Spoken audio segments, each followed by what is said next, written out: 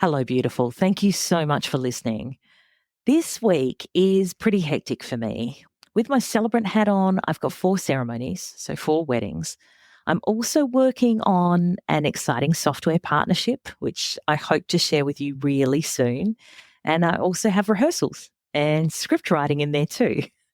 So please forgive me for not recording a brand spanking new episode for you this week. I feel really bad about it. But at the same time, I'm going to need some sleep. I really am. And if I don't have a voice for these ceremonies, we're all in big trouble. So, just for this week, what I've decided to do is to revisit the #1 downloaded episode of the entire Unbridely modern wedding planning podcast ever, like since I started it in 2022. And this episode is called How to Write Vows That Really Wow in 20 Minutes.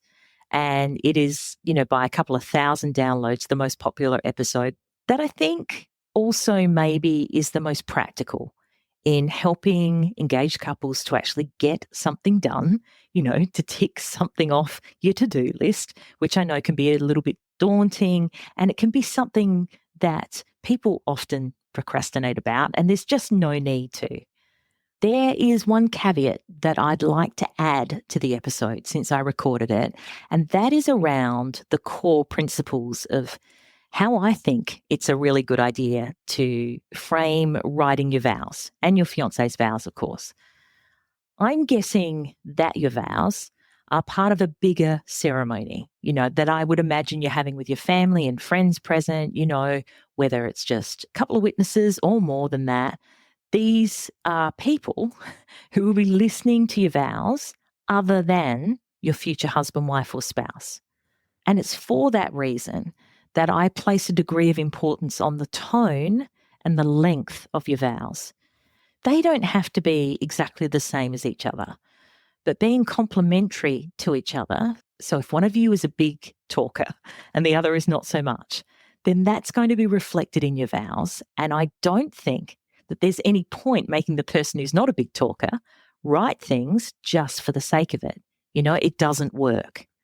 But if you can be around the same ballpark in whether or not your vows are serious, soulful, and emotional, or whether you're more on the light-hearted, stirring each other, bit of banter kind of thing, getting that balance as close as possible to complementary and comfortable for someone else to listen to is smart.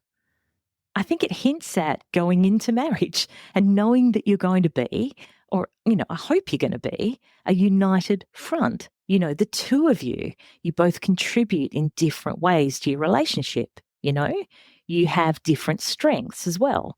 So, my thinking is that while you should always be yourself, and that is #1, obviously, you're not going to try and write these vows from someone else's perspective or someone else's language. And again, that's another reason why ChatGPT or any other sort of AI generated vows are just, man, no, please don't. We need your words in there, the way you say them. We need your personality, right? But if you can both agree that they're roughly the same length, and by length, I mean the number of words, not time or minutes, and what sort of tone you're going to strike. Are you having a more formal ceremony? Or if you're having a more relaxed ceremony, maybe with less people, maybe it's just an elopement, that's going to change the tone as well.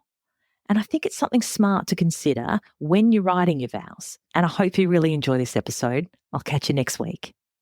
Hey, mate, how you doing? I hope you're pushing back on the in-laws, keeping your wedding party in check, fighting the good fight. And you're still finding a bit of time to just be engaged. Tell me that you're enjoying yourself. Tell me you're taking a few moments just to drink it all in. Drink it in, mate. This time goes by way too quickly. But one of the tasks I'm guessing you've still got on your to-do list, but it keeps somehow slipping further down, doesn't it? It's writing your wedding vows. The personal and heartfelt promises you're going to make to each other that feels like the crescendo or the high point of your wedding ceremony.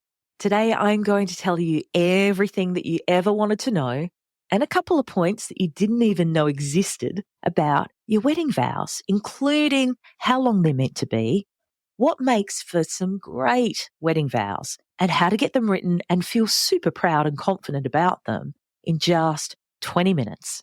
Let's get into it.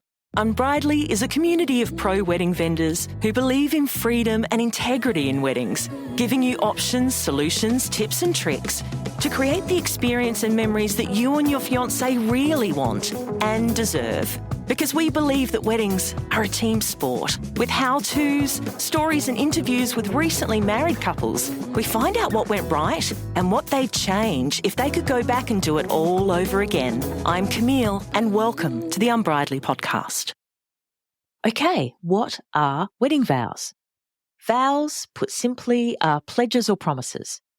Vows are not necessarily required in all marriage ceremonies around the world.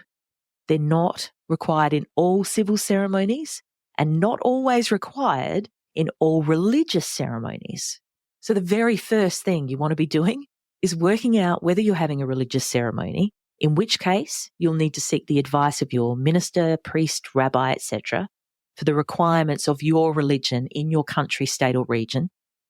Or if you're having a civil/non-religious ceremony where the legal requirements for marriage are set by the government in your country, state or province, you'll be needing to find out what those requirements are. So Google it. It's super important to note that in most cases, it's your responsibility to find out what the religious and or legal requirements are for your particular circumstances before you even, start considering writing creative or personal vows. Because there are some situations where personal vows, the ones you get to write yourself, they don't have a place in a marriage ceremony. That said, if you were to write some beautiful, creative, unique personal vows and they weren't allowed in your ceremony for some particular reason, having a card where you can put all those words, all those beautiful feelings and thoughts, or a letter that you can have given to your fiancé on the morning of your wedding can have a very similar effect. So for my couples who are having their civil, non-religious, legal, or sometimes commitment ceremony, a non-legal ceremony, all have the choice and the opportunity here in Australia to write their own unique personal wedding vows, in addition to the legal vow sentence required by law in all states and territories in the Commonwealth of Australia by the Marriage Act of 1961. Phew, the nice stuff, the beautiful promises, the wonderful words of affirmation you want to hear. The term vows loosely translates as promises. And in the case of marriage, we're talking about the promises you're going to make to your future spouse about the life you want to live together, about what you appreciate about each other. More often than not, they'd be read or repeated after the celebrant for everyone attending your wedding ceremony to hear. But as with everything, times and expectations, traditions and customs shift, change, and they evolve with each generation. And what was a "you have to" of my grandmother's generation is now seen as old-fashioned and not at all applicable or even desirable to today's 20-something-year-old. Modern civil wedding vows can be whatever the hell you want them to be. But what I find is that if you only have promises as your vows, so for example, I promise to care for you and support you, I promise to comfort and protect you, I promise to listen to you and encourage you, it starts to sound like a shopping list. It's pretty one-dimensional and predictable too. In my opinion, your creative wedding vows have the opportunity, if you let them, to be the most incredible experience for the both of you. It's the chance to feel truly seen, appreciated, and adored for everything that you are. It can become not only one of the highlights of your wedding ceremony, but a cornerstone of your relationship too. And I think that's what really freaks people out. That moment is perceived as something so huge and momentous, and it's so important. Plus, you're saying them in front of everyone, right? Once again, the big bad E. expectation is coming into play here. And it might be from movies. It might be from your friends, other friends that you might have seen get married. It might have come from your parents, your grandparents, or comparisonitis. You know, that condition of comparing everything you're doing in and for your wedding to what other people have done. And I hope that even after just 16 episodes of the Unbridely Modern Wedding Planning podcast, that you've started to pick up what I'm putting down. I believe that sort of pressure on you, your fiancé, and that tiny moment in time, and the vows themselves even, it's not going to serve you in the slightest. So let's just ditch that as an excuse or as a stressor right now. Also, if you're truly freaking out about saying your vows, there's no need to make your wedding day the first time you say them to each other. There are lots of different options that could make you feel more comfortable and relaxed, including, but not limited to, saying them to each other at a first look, sharing your creative vows in a card and only saying the legal sentence required during your ceremony. One of my all-time favourites is putting them in a letter that's read in silence in the presence of your guests during the ceremony. Or you could read them out to each other a few days before your wedding so you can take a bit of the anxiety out of the reading and of hearing them for the first time on the day. Maybe this is a topic for another episode. How do I do wedding vows when I'm petrified? Let me know. Let me know if that show would be of interest to you. And please always remember, because you are you and your fiancé is your fiancé, and because you love each other and communicate with each other in your own special way, with your own unique language, whatever you write for your wedding vows will be by their very design right. They are from you, and no one but you could possibly write or say them. So please, have a little confidence in your love and in your relationship. You've already got everything you need. You just need a little guidance from me to pull it all together. And that's what I'm here for. Okay, you're fired up. Good. Let's get a start on this. So number 1, the length of your vows. There is nothing more awkward than when someone unintentionally upstages their fiancé with pages and pages of loving promises after their partner's vows took just 10 seconds. It's the worst. So not only are the couple feeling a bit uncomfortable up the front, but the guests are feeling uncomfortable as well. Before you put pen to paper, finger to phone, you want to have a think about and discuss with your fiancé what sort of length you want your wedding vows to be. There's lots of different reasons why you might want them a little bit shorter or a little bit longer. If you've got a really long speech later on in the night, you've got a really long and detailed speech, you've got stories all over the place that you really want to share and get across and have a laugh during the reception, you might want your vows to be a little bit shorter. But conversely, if you're not doing a speech, you might decide that you want your vows to be the highlight, where you put all your stories, all your feelings, all your creativity. So you might want them to be a little bit longer. There is no right and wrong. And you don't need to work out an exact word count. Giving each other a rough guide, you might go, okay, no shorter than 8 sentences, no longer than 12.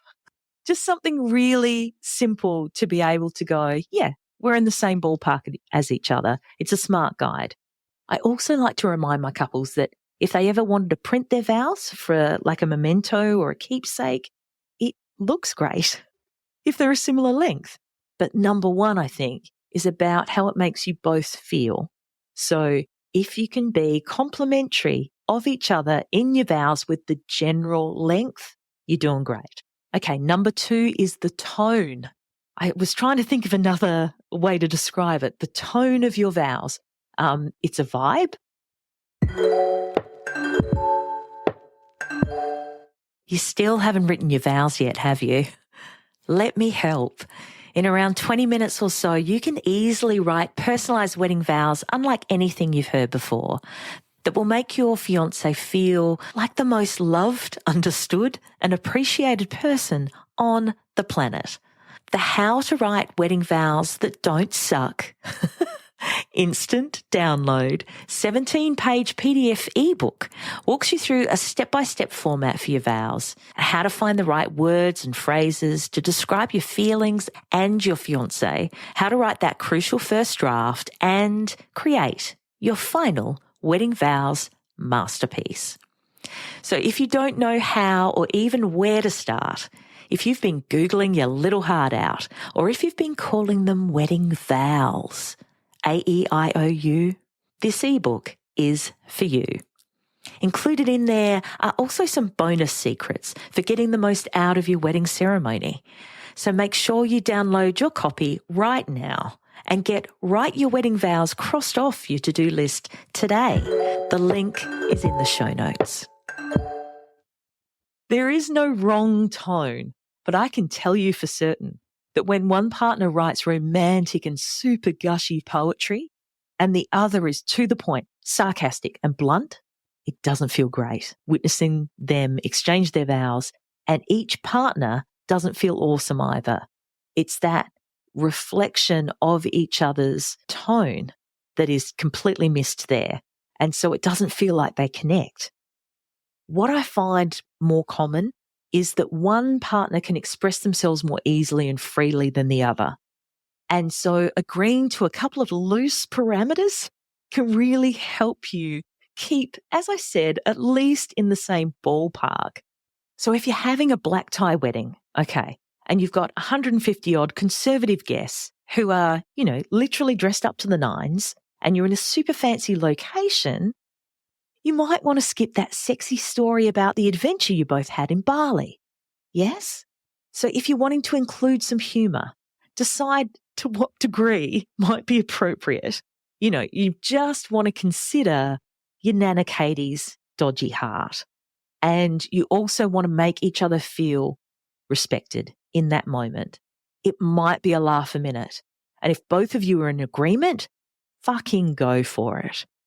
But you both have to be in agreement. Otherwise, it can really fall flat. Number 3 is stories. Remember when, a flashback, or I'll never forget. You two have got history. Draw on it. The laughs, the misunderstandings, the misadventures, the quirks, the triumphs. What dead set legends or dorks you are. Share a little part of what it's like to be in your relationship. Don't be afraid to bring a little bit of levity into your vows. Number 4, what do you love about them? And this is not just what they do for you. We want to really let them know what are their best qualities, what makes them so incredibly special and lovable. Number 5, what do you want to promise them? How do you want your marriage to go day by day? How do you want to support them? And what about the future? Do you have plans or dreams? Tell your fiancé what you're excited about and what lights you up, because absolutely the best is yet to come. Number 6, get yourself a first draft and go back to the length and tone guidelines that you've set for yourself and see if you're still fitting within them. You might need to renegotiate the length and tone guidelines, and your vows and your fiancé's vows might just need to be different. And that's completely okay too. You've done your best to get to this point. You're two different people. If they're super different, then maybe that's just the way it has to roll. Number 7, you want to do your proper draft and sit on them for a while. I'd really recommend that you see what they look like in a week or 2. Sometimes my couples want to go back and make little changes, and other times they nail it on the very first go. Give yourself some grace and just write what feels great. Remember, you can't go wrong. Your fiancé loves you for you. And number 8, and finally, share them with your officiant or celebrant so they can prepare palm cards for you to read from. Because no, you're not going to remember them. Forget about it.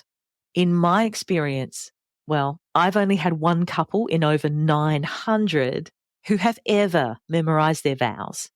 It doesn't make it more romantic or show that you really mean it if you memorize them.